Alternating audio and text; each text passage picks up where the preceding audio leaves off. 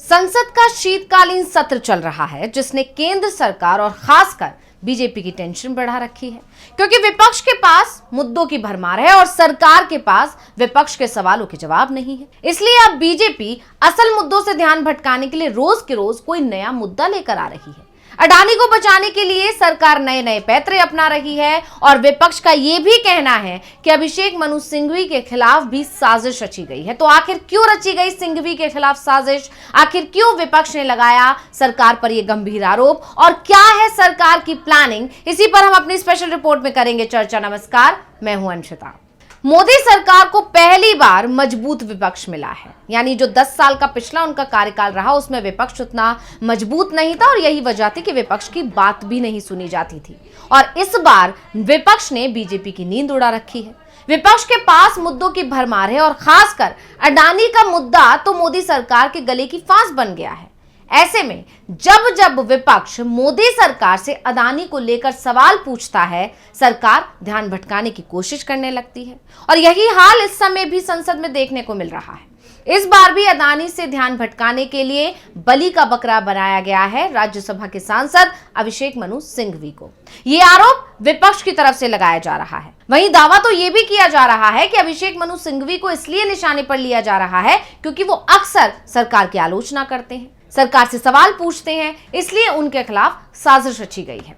ऐसा करके बीजेपी ने एक तीर से दो निशाने लगाए हैं, यानी एक तरफ सिंघवी को चुप करने की कोशिश की गई है। जिस तरह से सिंघवी लगातार सवाल पूछते हैं, आलोचना करते हैं, उससे सरकार को जो दिक्कत होती है, इसलिए अब सिंघवी को डराकर उनका मुंह बंद करने की कोशिश की गई है। तो वहीं दूसरी तरफ अडानी के मुद्दे से ध्यान भटकाने की कोशिश इस मामले के तहत की गई है। तो क्या है पूरा मामला, इस पर भी आगे चर्चा करेंगे, लेकिन उससे पहले इस मामले को लेकर सिंघवी का क्या कहना है वो सुन लेते हैं। I am quite astonished to even hear about it about 5 minutes ago. I never heard of it. I reached the inside of the house yesterday at 12:57 p.m. In the afternoon.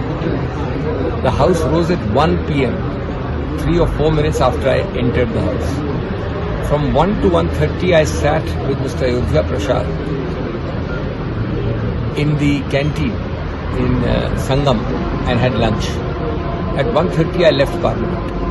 So my total stay in the house yesterday was 3 minutes and my stay in the canteen was 30 minutes. I find it bizarre that even on such issues politics is raised. Of course there must be an inquiry as to how people can come and put anything anywhere in any seat.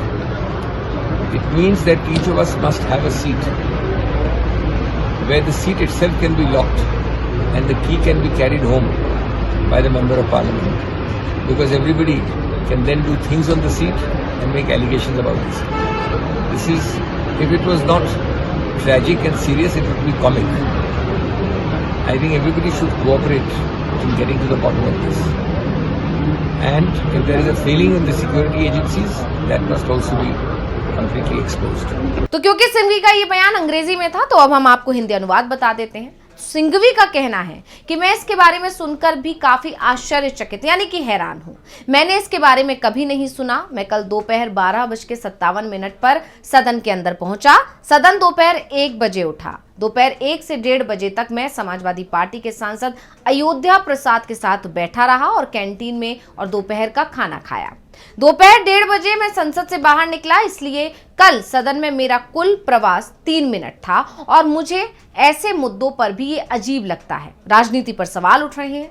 बेशक इस बात की जांच होनी चाहिए कि लोग कैसे आ सकते हैं और किसी भी सीट पर कुछ भी रख सकते हैं। इसका मतलब है कि हम में से प्रत्येक के पास एक सीट होनी चाहिए जहां सीट पर ताला लगाया जा सके और चाबी घर ले जाया जा सके। सांसद, क्योंकि तब तक हर कोई सीट पर बैठकर कुछ कर सकता है और इस बारे में आरोप लगा सकता है। अगर यह दुखद और गंभीर नहीं होता तो यह हास्यास्पद होता। मुझे लगता है कि हर किसी को इसकी तह तक जाने में सहयोग करना चाहिए और अगर सुरक्षा में कोई चूक हुई है तो एजेंसियों को भी पूरी तरह बेनकाब किया जाना चाहिए। यानी सिंघवी का कहना है कि यह संसद की सुरक्षा में चूक का मामला है और इसकी जांच होनी चाहिए। तो अब चलिए आपको पूरा मामला भी बता देते हैं। दरअसल संसद के शीतकालीन सत्र का 6 दिसंबर को 9वां दिन है। राज्यसभा के सभापति जगदीप धनखड़ ने कहा कि कांग्रेस सांसद अभिषेक मनु सिंघवी की सीट से नोटों की गड्डी मिली थी। सभापति जगदीप धनखड़ ने क्या कुछ बोला है, पहले सुन लेते हैं। Honorable members, I hereby inform that during the routine anti-sabotage check of the chamber after the adjournment of the House yesterday, apparently a wad of currency notes was recovered by the security officials from seat number 222, presently allotted to Shri Abhishek Manu Singhvi, elected from the state of Telangana for the term 2024 to 2026. The matter was brought to my notice, and I felt it expedient, as per practice and ordainment,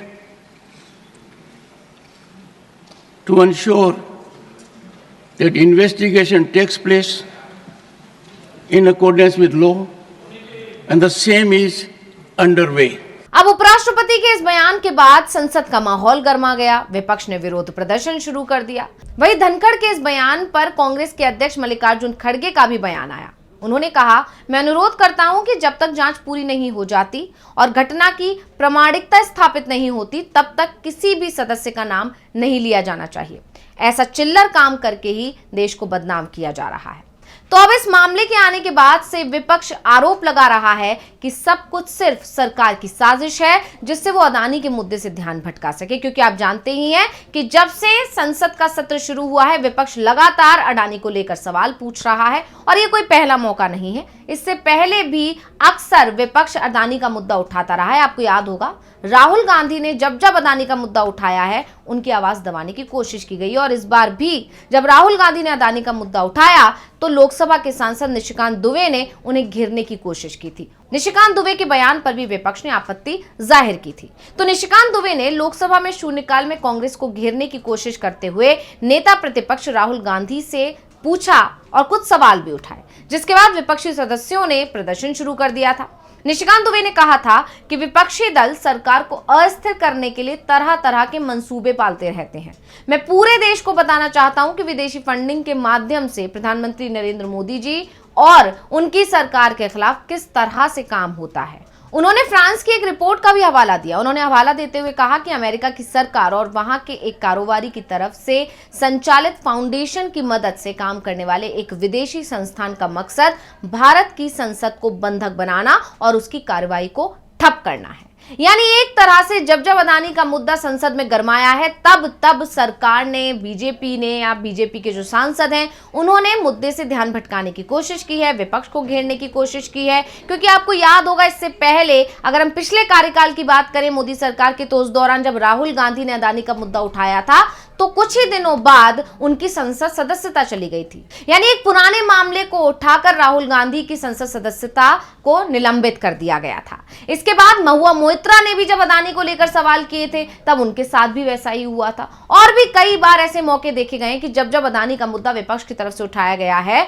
तो विपक्ष की आवाज को दबाने की कोशिश की गई। और इस बार भी अभिषेक मनु सिंघवी वाला जो मामला है, इसको लाकर ऐसी ही एक कोशिश की जा रही है। यानी अभिषेक मनु सिंघवी जो अक्सर ही सरकार से सवाल पूछते हैं, उनकी आलोचना करते हैं, अगर इस तरह के मामलों में वो घिर जाएंगे तो कहीं ना कहीं वो सरकार से सवाल पूछना बंद कर देंगे। और दूसरी तरफ जो विपक्ष लगातार संसद के बाहर विरोध प्रदर्शन कर रहा है, तमाम वीडियोज और तस्वीरें सामने आ रही हैं, शायद विपक्ष के उन मुद्दों की तरफ जनता का ध्यान नहीं जाएगा। तो रिपोर्ट आपको कैसी लगी, हमें कमेंट करके जरूर बताइएगा। इसी के साथ मुझे दीजिए इजाजत। देखते रहिए डीवी लाइव। नमस्कार।